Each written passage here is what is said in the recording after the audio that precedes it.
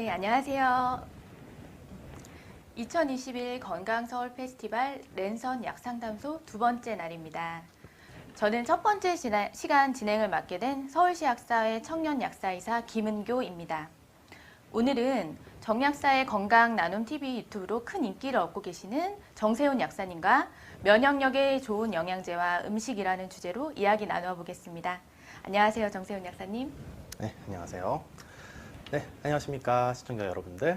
저는 약과 식품을 공부하고 건강을 나누는 정약사의 건강나눔 유튜브 운영 중인 정세훈 약사입니다. 오늘 불러주신 대한약사회 여러분들께 감사드리고요. 그리고 보시는 모든 분들에게 유익한 시간이 되었으면 좋겠습니다.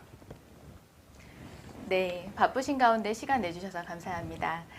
네, 저도 정약사님 유튜브 시청자로서 유익한 정보를 얻고 있는데요. 오늘 방송도 매우 기대가 됩니다.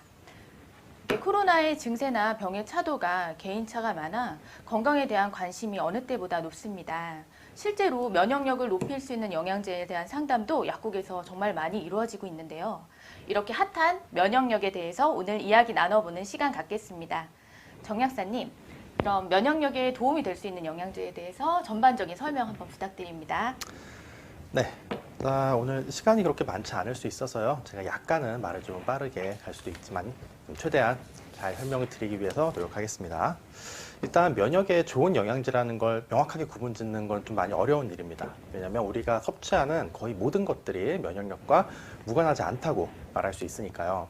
좀 단적인 예를 들어보자면 철분과 면역이 아주 직접적으로 다이렉트로 연결이 되는 건 아니지만 우리가 철분 섭취가 많이 부족해지면 그만큼 몸 안에 적혈구 수치가 이제 떨어질 수가 있겠고, 그게 적혈구가 제대로 일을 해내지 못하면 몸 안 구석구석에 산소가 제대로 전달이 안 되겠죠. 그렇게 되면 결과적으로 이제 면역세포가 만들어지고 일을 하는 과정에서도 산소가 필요하기 때문에 당연히 면역에도 어느 정도 영향이 갈 수밖에 없습니다.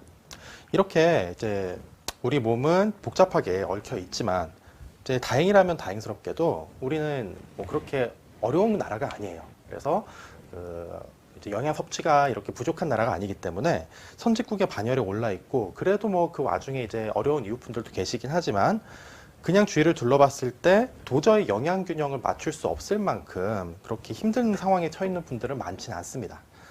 그래서 쉽게 말하면 뭔가가 내가 섭취가 부족해서 면역이 떨어지는 건 사실 쉽지 않아요. 그렇기 때문에 영양제 자체가 뭐 전혀 필요 없고 이건 다 돈 낭비고 상술이다라는 주장을 하시는 분들도 계시는 이유가 이제 여기에 있는 거죠. 자, 하지만 적절히 섭취한 영양제는 분명히 우리의 건강과 면역에 도움이 되는 것이 사실입니다. 자, 그런 의미에서 정작 우리에게 중요한 건 이제 그냥 면역에 관련이 있는 영양제가 아니라 이런 풍족한 영양 사회 속에서도 우리가 이제 먹었을 때 면역을 좀 더 끌어올려 줄 수 있는, 그래서 바이러스나 이제 세균의 공격으로부터 몸을 확실히 좀 방어하는 데 도움이 될 수 있는 그런 실질적인 도움이 되는 영양제를 챙겨주시는 게 가장 좋겠죠. 자, 국내에서 보통 면역에 좋은 영양제로 이제 알려져 있는 제품들을 좀 꼽아 볼게요.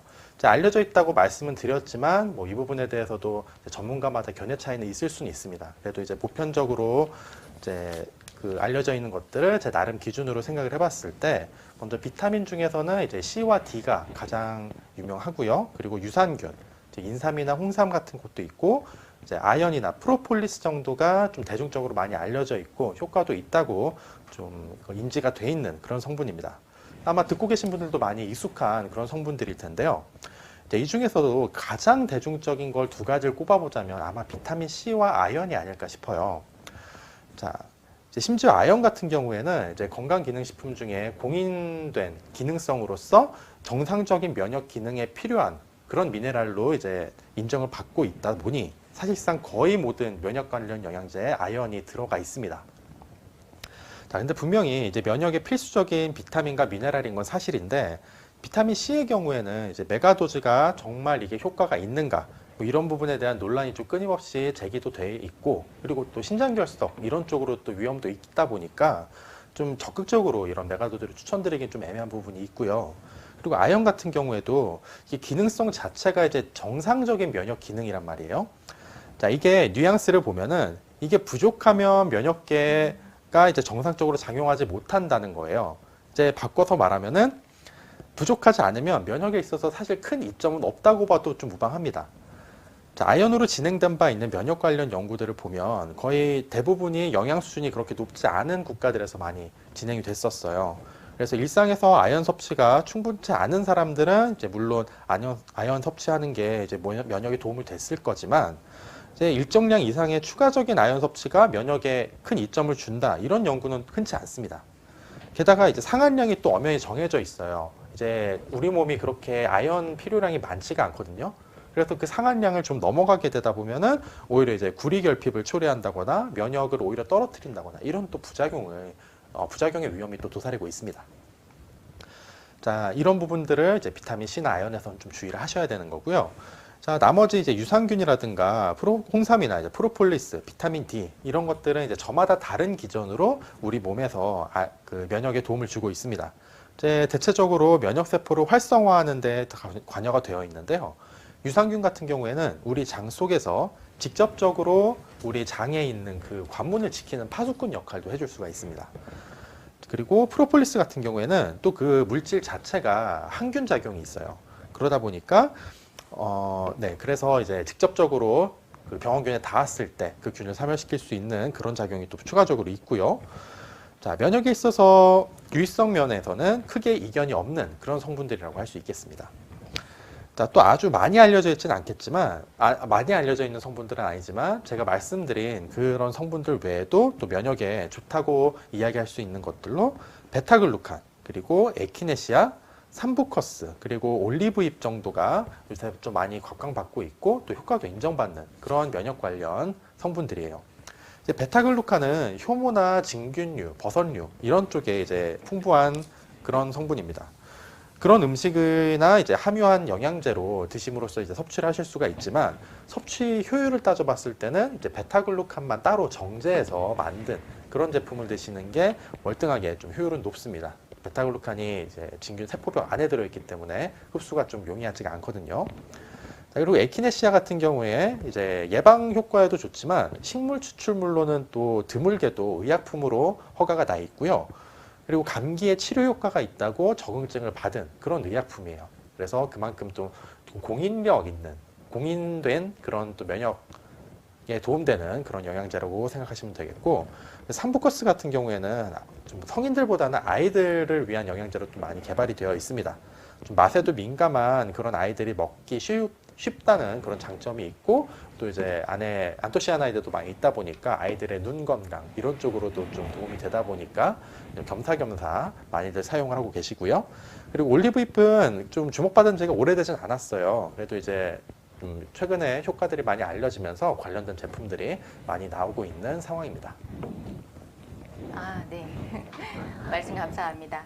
아연의 경우는 정말 꼭 용량에 주의해서 복용을 해야겠습니다. 그리고 어린이 면역 영양제로 말씀해 주신 삼부커스는 요새는 원래 비염 있는 또 아이들에게 매우 인기가 좋은 영양제더라고요. 그리고 베타글루칸 같은 경우는 예전에는 항암하시는 분들께서 많이 찾으시는 영양제였는데 코로나 이후로 워낙 대중화돼서 많은 분들이 찾으시더라고요. 이렇게 여러분 면역 영양제가 종류가 워낙 많다 보니 약국에서 약사님과 상담하시고 본인에 맞는 영양제를 복용하시면 건강에 도움이 될 것입니다. 그러면 이제 이번에는 사전에 랜선 약 상담소에 해주신 질문에 대해 답변 드리는 시간을 갖겠습니다. 그러면은 첫 번째 질문부터 해볼게요. 첫 번째 질문입니다. 유치원에 다니는 7살 아이의 엄마입니다. 맞벌이라서 어쩔 수 없이 유치원을 보내긴 하지만 코로나19 때문에 걱정이 됩니다. 아이의 면역력을 올릴 수 있는 방법이 있을까요? 라고 물어보셨어요. 영양제 혹시 추천해 주실 거 있으실까요? 네, 이제 아이들 같은 경우에 참 제품 선택이 어려운 부분들이 있어요. 맞아요. 이제 아이들 대상으로 허가가 안 난 제품들도 상당히 많고, 그리고 이제 먹을 수 있더라도 맛에 민감한 경우가 또 엄청 많습니다. 저희도 이제 저도 첫째가 이제 6살인데 6살 예. 딸아이가 뭐 입맛이 꽤 민감해요. 지금 뭐 거의 주는 영양제 한 반은 못 먹고 지금 치워버리는 그런 경향이 있는데 이제 남들 얘기가 아니죠. 네. 자, 기껏 좋다고 사뒀더니 맛없다고 안 먹으면 이제 맞아요. 돈도 아깝고 답이 없는 상황이 돼버립니다. 자, 그 대표적인 예가 이제 프로폴리스예요. 아까 앞에서도 말씀드렸는데 네. 이제 면역이 좋다고 해서 아이들한테 주고 싶은데 이게 아이들이 먹기 좋게 좀 맛이 많이 개선된 그런 프로폴리스 제품들은 일단 이제 함량을 보시면은 굉장히 많이 희석한 경우들이 많아요. 그래서 맛은 뭐 이제 꿀이나 이런 거 넣어가지고 많이 잡았지만 실제로 프로폴리스는 뭐 엄청나게 조금 들어있는 그런 제품들이 많이 있고, 또 이제 제대로 함량을 담은 프로폴리스 제품은 아이들한테 주면은 맵다, 쓰다 이런 이유로 이제 먹지 않는 경우가 좀 허다합니다. 자, 그런 면에서 이제 아이들이 먹을만 하면서 또 면역에도 좋은 제품들을 좀 추천을 드려보면요. 자, 일단 기본적으로는 영양 균형이 어느 정도 갖춰져 있는 아이라는 가정이 필요합니다. 앞에서도 말씀드렸다시피 이제 아연이 부족하면 면역에 이상이 올 수는 있지만 아연이 부족할 만큼 우리나라가 그렇게 못 사는 나라가 아니에요. 근데 정말 편식이 너무 심해서 막 진짜 쌀밥에 이제 물만 말아 먹는 그런 애들도 있고, 뭐 이제 반찬을 너무 이제 골라서 먹는 그런 아이들도 있죠. 너무 안 먹는 아이들도 있고요. 그런 아이들 같은 경우에는 이제 아연이나 각종 비타민을 함유한 종합 영양제를 좀 기본 베이스로 보급을 해주시면 그런 부족한 미네랄이나 비타민을 채우는 데 도움이 될 수 있고요. 그 비타민과 미네랄 자체가 아이의 식욕을 좀 북돋아주는 그런 작용을 해줄 수가 있습니다. 그러니까 이제 기본적으로 그런 쪽으로 아이의 영양이 어느 정도 균형이 잡혀 있는지를 신경을 써주시는 게 일단 우선이겠고요. 자, 코로나가 이제 전 세계적으로 좀 유행을 하다 보니까 정말 다양한 성분들이 코로나의 예방이나 치료에 효과가 있는지 연구가 진행이 되고 있고, 뭐 진행된 연구들이 또 많이 있습니다. 그 중에서도 이제 연구 결과도 좀 괜찮으면서 아이들에게 주기도 괜찮은 것들로 딱 두 가지를 꼽아보자면, 일단은 베타글루칸이 아이들을 먹일 수 있는 제형들로 좀 나와 있어요. 뭐 추어블로 나온 것도 있고 이제 파우더로 나온 것도 있고, 그렇게 베타글루칸은 이제 좀 마치 좀 광범위한 백신처럼 몸의 면역 세포를 좀 미리 깨워주는 그런 작용을 해줄 수 있습니다. 이제 베타글루칸 원료만 먹으면 상당히 이것도 써요. 그래서 맛이 그렇게 좋은 건 아니지만 좀 감미료를 배합을 하면은 그게 또 그렇게 못 먹을 정도는 아니기 때문에 그렇게 베타글루칸을 좀 고려를 하실 수가 있고요. 그리고 다음으로는 비타민 D가 좀 아이들 챙겨주기가 괜찮습니다. 이게 지용성 비타민이다 보니까 뭐 너무 많이 주면 문제되는 거 아닌가라고 좀 걱정하시는 분들도 많이 계시고, 아직도 이제 그 다양한 판매자들도 이런 부분을 조심해야 된다고 이야기하는 경우들이 많이 있는데, 물론 이제 권장량 자체만 보면 아이들은 뭐 200IU, 뭐 성인은 400IU 이런 식으로 상당히 낮은 수준으로 이제 형성이 되어 있어요. 근데 실제로는 이것과는 다르게 비타민 D의 면역 관련된 연구들을 보면 아이들도 최소한 1000IU 내지 2000IU 정도로 실험한 임상시험 연구를 한 경우가 굉장히 많이 있습니다. 그리고 실제로 그 정도 양을 썼을 때 좀 면역에 도움이 되더라, 이런 연구들이 많이 있어요. 심지어 이제 우리나라는 비타민 D가 그렇게 풍족한 국가가 아니에요. 그래서 이제 검사를 해보면은 뭐 90% 이상이 뭐 부족이 나온다든가 이런 데이터도 있기 때문에 너무 이제 비타민 D 과잉을 생각하실 필요 없이 또 이제 또 긴팔 긴 바지를 입는 시기가 시기가 되었기 때문에 더더욱이 햇빛을 못 받으니까 잘 챙겨주셔야 되는 비타민이 되겠습니다. 자, 그래서 이제 비타민 D도 좀 스프레이 형태나 드롭 형태로 주시면 좀 더 깔끔하고 아이들도 먹기 편하게 그렇게 챙겨주실 수가 있어요. 네. 아이들 면역에 일단은 종합 비타민이 기본이고 비타민 D, 베타글루칸 기억하겠습니다. 특히 비타민 D 같은 경우는 정말 요새 처방도 많이 나오더라고요. 소아과에서. 진짜 저도 검사해보면은 되게 낮은 경우들이 많더라고요. 조금 먹었다가 끊으면 다시 또 낮아지고. 그래서 정말 비타민 D는 중요한 영양제인 것 같아요. 네, 그러면은 두 번째 질문하겠습니다. 네, 30대 직장인입니다. 직장에 다니면서 한포진이 생겨 여름 내내 고생하고 있습니다. 피부 면역력을 올리면 좋아진다고 하는데 영양제는 어떤 걸 먹으면 좋을까요? 라고 질문하셨네요. 한포진을 모르시는 분들이 계실 것 같아서 잠깐 설명을 드리면, 손바닥이나 발바닥에 작은 투명한 물집 같은 게 생기는 피부 질환이에요. 보통 땀이 많이 나는 여름에 많이 생깁니다. 그럼 정 약사님, 한포진 면역에 대해서 설명 부탁드립니다. 자, 일단 한포진이 면역을 올리면 좋아질 것인가? 이제 한포진을 포함한 다양한 피부 질환들이 감염 질환이 아닌 이상은 이제 면역 저하가 아니라 면역 불균형을 원인으로 이야기를 합니다.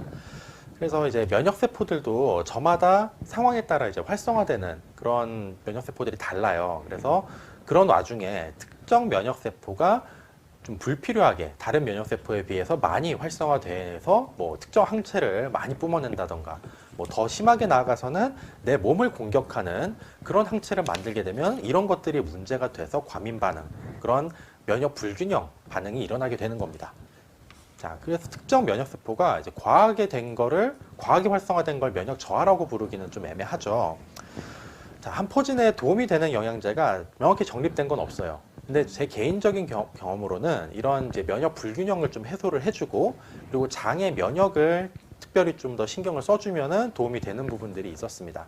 이제 왜냐면은 한 포진을 갖고 계신 분들 중에 소화기 쪽으로 좀 불편함을 호소하시는 분들이 많이 계셨어요. 이제 장은 대부분의 병원체나 이제 알러지원들이 출입하는 통로입니다. 뭐 이제 우리 뭐 코로나는 이제 호흡기 감염이 가능하다 보니까 이제 대부분은 뭐 바이러스나 세균이 이쪽으로 호흡기 쪽으로 많이 들어온다라는 생각을 하실 수 있지만, 실제로 우리는 손을 자주 씻어야 되는 이유가 이 손이 입에 갔을 때 그 소화기를 통해서 세균이나 바이러스가 감염되는 비율이 상당히 높기 때문이거든요. 그리고 면역 조절 자체가 일어나는데도 장이 상당히 중요한 역할을 합니다. 그래서 장의 면역을 좀 튼튼하게 해주고 장이 면역 불균형에 빠지지 않게끔 조절을 해주는 게 상당히 온몸을 위해서도 중요해요. 그래서 유산균을 섭취함으로써 이제 면역 수준을 조절하는 데 일단 도움을 좀 줄 수가 있고요. 그리고 몸에 과민 반응을 일으킬 수 있는 물질들을 또 효과적으로 분해해 줄 수 있도록 효소 같은 거를 좀 보급해 주시는 것도 방법입니다. 이제 앞서 말씀드린 것처럼 그 난소화성 물질 같은 것들이 장벽을 통과해서 걔네들이 혈액으로 유입이 됐을 때 그게 이제 항원, 그러니까 병원균처럼 인식이 될 수가 있어요. 그래서 몸이 과민 반응을 하다 보면 그것도 각종 피부 문제를 일으키는 경우가 상당히 많습니다. 그래서 그런 부분을 좀 다 케어를 해줄 수 있는 부분이 이제 유산균과 효소의 조합이 될 수가 있고요. 뭐 유산균과 효소의 조합 외에도 그런 어떤 피부의 과민 반응을 진정시킬 수 있는 다양한 이제 그 식물성 폴리페놀류라든가 그런 부분들을 또 적절히 조합을 해주셔서 이제 과민 반응을 조절하는 방향으로 조치를 해주시는 것이 가장 좋겠습니다. 일종의 이제 피부과에서는 스테로이드를 많이 쓰는데요. 스테로이드보다 더 좀 안전하고 마일드한 방법이라고 생각을 해보시면 됩니다. 아, 예. 사실 저도 한포진 때문에 여름에 조제장갑 끼는 게 힘들더라고요. 저도 위가 되게 안 좋거든요. 그러다 보니까 오늘 배웠네요. 유산균이랑 효소를 잘 챙겨 먹어야겠네요. 네. 세 번째 질문 드릴게요. 60대 어머니가 항암 치료로 고생을 하고 계십니다. 암 환자의 면역력에 도움이 될 만한 영양제가 있을까요? 라고 질문해 주셨네요. 자, 암 환자의 면역도 일반인들의 면역과는 다르지 않습니다. 그래서 암세포도 이제 안에서 생겼다 뿐이지 내 몸과는 다른 녀석이기 때문에 이것도 명백하게 침입자가 맞고요. 면역세포들 역시 적으로 간주하고 공격을 합니다. 뭐 예전에 드라마에서 나왔던 암세포도 생명이니까 이런 건 이제 말도 안 된다는 부분이 바로 여기가 포인트인 거죠. 항암 치료를 하신 분들은 뭐 의사 선생님이 이제 건강식품 아무거나 드시지 마시라고 하시거나 아니면 아무것도 드시지 말라 뭐 이런 조언을 하시는 분들도 많이 계세요. 이제 그 말도 일리가 있는 게 이제 영양제들이 항암 연구들의 상당수는 이제 세포 단위나 동물 실험 단위에서 이루어지는 것들이 많고 실제 항암 치료와 병행을 해서 이게 뭐 시너지를 준다거나 더 좋은 효과를 일으켰다 이런 연구들은 상당히 제한적입니다. 그래서 연구 데이터가 이제 많지 않다 보니까 이거 안전하게 마음껏 드셔라 이렇게 하기가 상당히 어려운 거죠. 그리고 또 병행 연구가 있다고 해도 이게 또 모든 환자들에게 적용된다는 법도 없죠. 이제 뭐 유방암 다르고 위암 다르고 대장암 다르고 이런 부분들이 있기 때문에 좀 아무래도 보수적으로 접근할 수밖에 없는 부분은 있어요. 자, 그래서 암 종류에 따라서도 사용하는 항암제가 다르듯이 이제 영양제도 연구를 베이스로 좀 괜찮은 영양제를 찾는다면은 정말 많은 조사가 좀 필요합니다.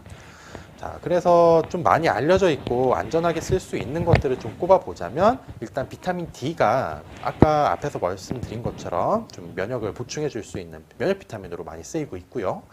그리고 베타글루칸이 폐암과 위암, 간암, 대장암 등에서 이제 연구 자료들이 좀 많이 있는 만큼 암 환자의 영양제로는 안전성과 유효성 면에서 좀 많이 관심을 받고 있고, 커큐민이 또 이제 폐암, 유방암, 전립선암 이런 쪽으로도 연구가 많이 되어 있고, 또 이제 의약품으로 개발하고자 하는 노력도 좀 하고 있는 만큼 많은 그 암 환자분들이 또 이제 찾으시는 그런 성분이 되겠습니다.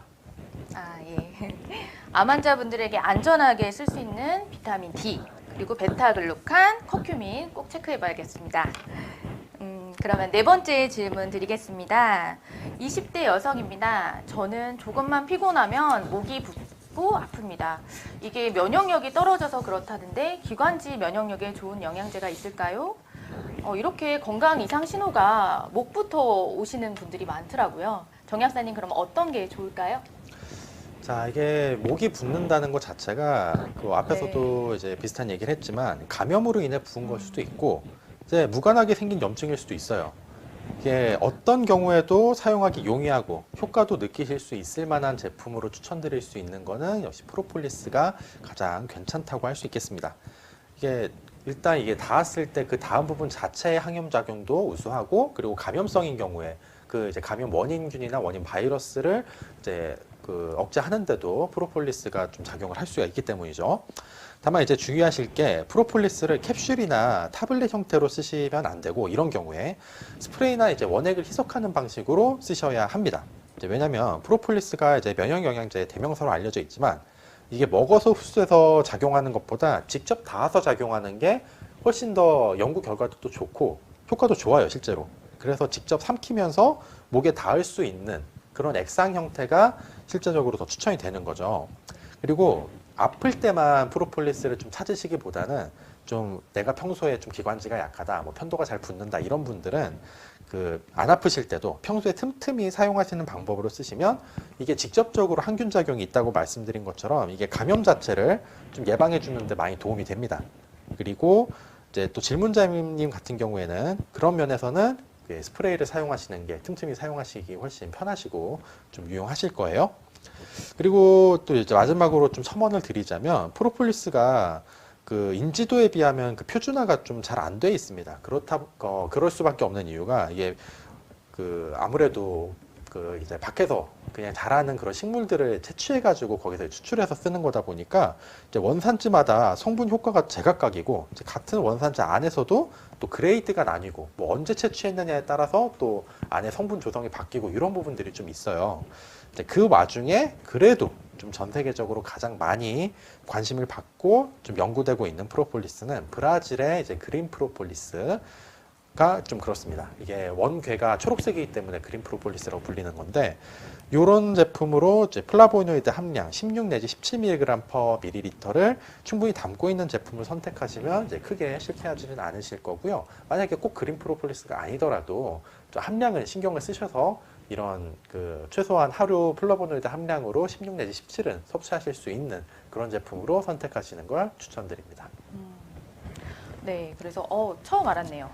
브라질산 그린 프로폴리스 좋고요. 그리고 꼭 플라보노이드 함량 체크하시는 게 중요할 것 같아요. 그리고 액상이나 스프레이 형태로 자주 사용하시면 인후염이 잘 생기시는 분들께 많은 도움이 될 것 같습니다. 네, 그러면은 5번째 질문 드릴게요. 아토피에 혹시 먹어야 하지 말아야 하는 것이 있나요? 라고 질문하셨네요. 정 약사님 어떻게? 자, 네. 이제 감염성 질환이 확실히 아닌 게 나왔네요. 아토피 같은 질환은 감염이 없는데도 피부에 염증이 생기는 상황이죠. 이렇게 특별히 바이러스나 세균이 들어온 것도 아닌데 면역계가 자기 마음대로 난리치는 이 상황이 이제 바로 과민 반응인 겁니다. 자, 이게 일어나는 이유는 결국 우리 몸의 면역세포들이 말 그대로 과민 반응을 한 상황인 거고요. 이제 뭔가 영양제나 약을 먹어서 아토피를 다스리는 경우에 이런 과민한 면역 반응을 면역세포를 진정시키는 것을 타겟으로 합니다. 자, 그렇다면 반대로 이렇게 과민하게 반응하게 되는 원인 물질을 공급하지 않는 거 역시 아토피를 다스리는 중요한 포인트가 될 수가 있는 거죠. 자, 이런 반응은 보통 혈관으로 유입된 특정 이제 항원 물질들이 원인이 되곤 합니다. 유제품이나 밀가루가 좀 보편적으로 과민 반응을 잘 일으킬 수 있는 그런 원인으로 작용하는 경우가 많기 때문에 좀 우선적으로 피하라는 말씀을 많이 드리고요. 그리고 이제 콩이나 달걀, 뭐 육류, 이제 뭐 새우 같은 각종 해산물 이런 것들에 반응하는 이제 개인적으로 이제 반응하는 그런 경우들도 꽤 흔하게 찾아볼 수가 있습니다. 또 이에 해당이 되지 않더라도 또 이제 개개인마다도 또 특정 음식을 먹고 피부가 안 좋아지는 경험을 한 적이 있다면 그 음식을 찾아서 피하시는 것도 가장 심플한 방법이 되겠죠. 자, 이렇게 개개인별로 피해야 하는 단백질도 있지만 이제 설탕이나 과당 같은 이런 단순당을 많이 함유한 가공식품이나 혹은 심지어 과일이라고 하더라도 안에 좀 당분이 유독 많은 그런 것들이 있어요. 뭐 열대과일 중에 이런 것들이 좀 있죠. 자, 이런 것들은 이제 장 내 환경을 좀 안 좋게 하는 그런 작용이 있습니다. 그렇기 때문에 좀 이런 것들도 좀 피해 주실 필요가 있는 거고요. 자, 녹황색 채소 같은 경우에 그런 아토피 유발 물질이 이제 그런 것들을 이제 식이섬유로서 흡수를 방해하는 그런 작용도 있고, 혈관이나 또 점막 자체를 튼튼하게 해주는 그런 파이토케미컬들이 또 많이 들어있어요. 네, 이런 것들은 또 잘 챙겨주시면은 오히려 아토피 예방에 도움을 줄 수가 있습니다. 아, 예. 아토피는 정말 힘든 질환인 것 같아요. 정 약사님 말씀대로 당분이 많은 음식 조심하시고 녹황색 채소를 많이 섭취하시면 큰 도움이 되실 겁니다. 네. 그러면 6번째 질문지입니다. 다이어터 분께서 질문을 주셨네요. 저는 음식으로 먹지 않고 영양제만으로 충분히 면역력을 높일 수 있는 방법이 있을까요? 제가 다이어트를 위해서 식이 조절을 해야 하는 경우가 있어서 문의드립니다. 자, 일단 어느 네. 정도의 절식을 생각하시는지 모르겠는데 일반적으로는 당연히 권장하지 않습니다. 자, 네. 이게 정상적인 면역 반응은 당연히 정상적인 건강한 몸에서 비롯되는 거거든요. 이 균형 잡힌 식사가 건강을 추구하는 사람의 기본 소양이죠, 사실. 그래서 다이어트를 위해서 전체 칼로리 섭취 베이스를 약간 낮춘다거나 아니면은 이제 좀 빠르게 당질이나 지방으로 전환될 수 있는 탄수화물을 비율중을 좀 많이 낮춘다거나 뭐 이런 식으로 해주시는 접근은 바람직합니다만, 아예 밸런스가 깨진 식사를 하시면서 영양제로 뭐 나머지를 커버한다는 생각은 저 결코 바람직하지 않습니다. 실제로 다이어트를 하신 분들 중에 가장 흔하게 호소하시는 다이어트 부작용이 탈모랑 면역 저하, 이렇게 딱 2가지 꼽을 수가 있어요. 그래서 잘 챙겨 드시면 이런 것들이 호전되곤 하거든요. 자, 제가 서두에 마찬가지로 이제 균형 잡힌 영양소 섭취와 이제 면역과의 관계가 고스란히 여기에도 녹아 있는 겁니다. 네, 다이어트 중이어도 식사를 영양제로 대체하는 것은 정말 위험합니다. 질문자분 그래도 균형 있는 식사 꼭 챙겨 드세요. 네, 좋은 말씀 감사합니다. 그러면은 한 가지 더 질문 드려도 될까요? 네, 하시죠. 네네네. 면역력에 유산균을 먹으라고 많이들 하셔서요. 유산균 종류가 많은데 고르는 기준이 있을까요? 라고 질문하셨어요. 자, 이제 유산균을 고르는 방법, 이것도 정답은 없습니다만 그래도 중요하게 생각하실 수 있는 포인트가 몇 가지는 있어요. 일단 이제 전문가들의 시선과 일반인들의 시선이 좀 다를 수가 있는데, 일반인들의 시선으로 가장 쉽게 확인할 수 있는 건 일단 균수입니다. 보장 균수라는 거를 뒤에 이제 영양 기능 정보를 체크를 하시면은 확인하실 수가 있는데, 그 보장 균수라는 건 이제 국내 식약처 기준으로는 100억 마리가 이제 상한선이에요. 100억 마리 이상 1000억, 2000억을 담았어도 100억 마리까지밖에 표시를 할 수 없기 때문에, 반대로 말하면 100억 마리조차 담지 않은 제품은 이게 균수가 이게 충분한가라는 의심이 들 수가 있습니다. 충분히. 그래서 충분한 균수를 보급하기 위해서는 적어도 100억 마리 정도는 함유할 수 있어야 되고요.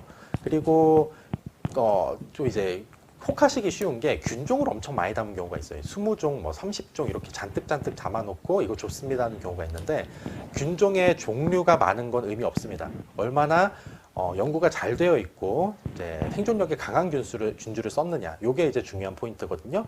자, 이 부분은 이제 제조사 쪽에 문의하시는, 제가 좀 설명을 드리면 더 좋겠지만 시간 관계상 네. 제조사 쪽에 이제 그런 스트레인을 좀 괜찮은 스트레인을 썼는지를 좀 확인해 보시는 방법도 있습니다. 네, 감사합니다. 자, 벌써 30분이라는 시간이 지나갔네요. 오늘 시청해주신 시청자분들께 한 말씀 부탁드립니다. 자, 네. 어제 오늘 기온이 엄청 많이 떨어졌어요. 그래서 갑자기 이제 겨울이 됐나 싶은 생각도 드는데, 자, 이렇게 온도가 떨어진다고 해서 내 몸 안에서 갑자기 없던 바이러스가 생기는 건 아닙니다. 하지만 이렇게 낮은 기온은 점막 쪽에 기온을 떨어뜨릴 수가 있고 온몸에 그런 면역 체계에 교란을 줄 수가 있어요. 그렇기 때문에 더더욱 이런 날씨 속에선 개개인 위생에 특별히 신경을 쓰셔서 또 감염 질환을 예방을 하셔야 되겠고요. 자, 오늘 좀 유익한 시간이 많이 되셨길 바라고, 앞으로 정약사의 건강나눔 채널도 많은 관심 부탁드리겠습니다. 아, 네. 정말 오늘 알기 쉽게 귀에 쏙쏙 들어오게 이야기해 주셔서 시청자분들께서도 유익한 시간 되셨을 것 같습니다. 오늘 나와주셔서 정말 감사합니다. 감사합니다. 약은 유익성과 유해성을 동시에 갖고 있기 때문에 약을 조제하거나 구입할 때 약의 전문가와 상담하는 게 꼭 필요합니다.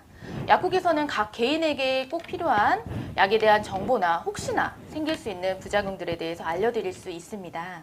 반드시 약사님들과 상담하시어 여러분의 건강과 행복을 지키시길 바라겠습니다. 이상 랜선 약상담소 첫 번째 프로그램을 마치겠습니다.